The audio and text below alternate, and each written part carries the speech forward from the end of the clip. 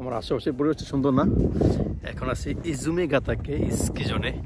প্রচণ্ড বরফ, স্নো।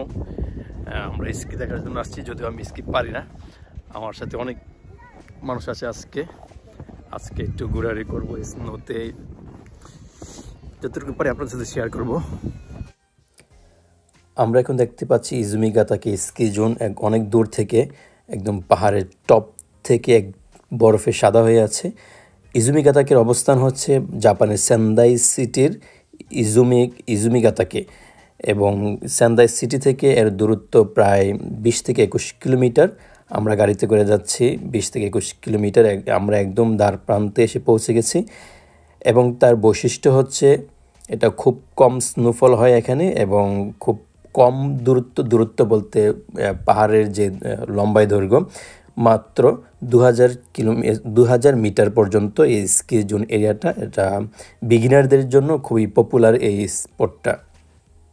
আমরা অলমোস্ট পৌঁছে গেছি এইখানে। এখন আমরা তার পাদদেশ থেকে এখন দেখবো আমরা।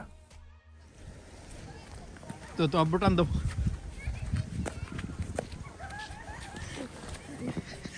রায়ন ভাই অবস্থা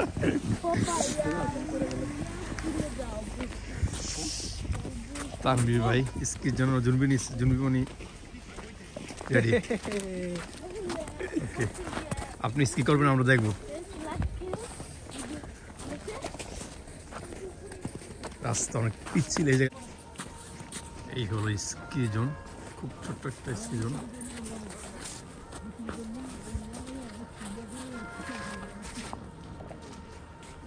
ওই উপর থেকে স্কি করতে তোমার সময়।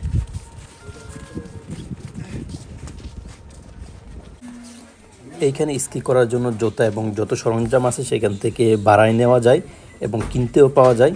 ভাড়ায় এখানে এক সেট মাত্র 3500 ইয়েন। খুব সহজলভ্য এখান থেকে রেন্ট নেওয়া। হঠাৎ করে স্নো পড়া শুরু হয়েছে, অন্ধকার, বাচ্চারা এই জায়গায় প্র্যাকটিস করে।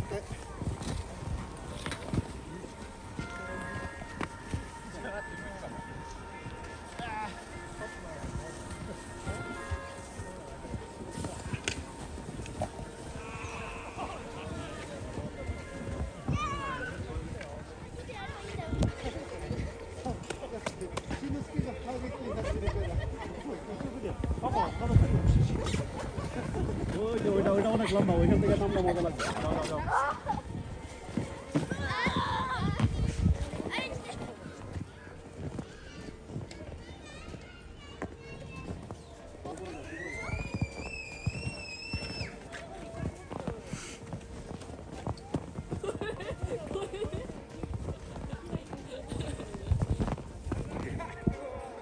তানভীর রেডি হয়ে যাচ্ছে, স্কি করবে।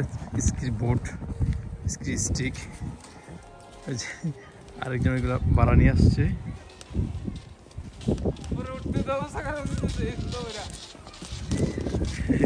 অনেক বার জুতো গুলো না?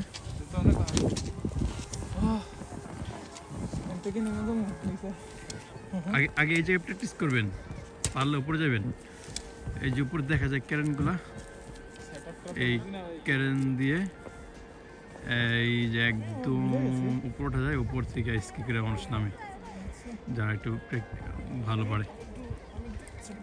বাঁ পাশে যেটা দেখেছে এটা মিডিল পর্যন্ত পাহাড়ের, আর ডান পাশে যেটা এটা একদম পাহাড়ের উপর পর্যন্ত। এখন কাউকে দেখা যেতেছে না, এই যে দেখা যেতেছে।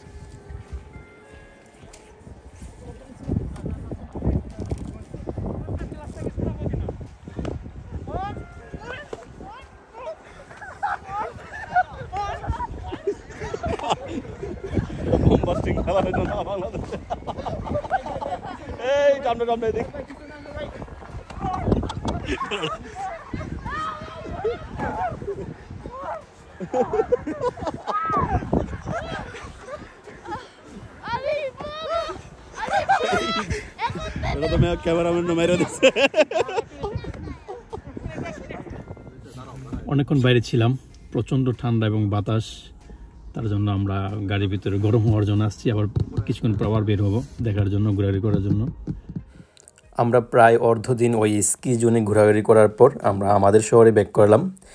আবারও দেখা হবে নতুন কোনো ভিডিওর মাধ্যমে। সেই পর্যন্ত ভালো থাকুন, সুস্থ থাকুন। আল্লাহ হাফেজ।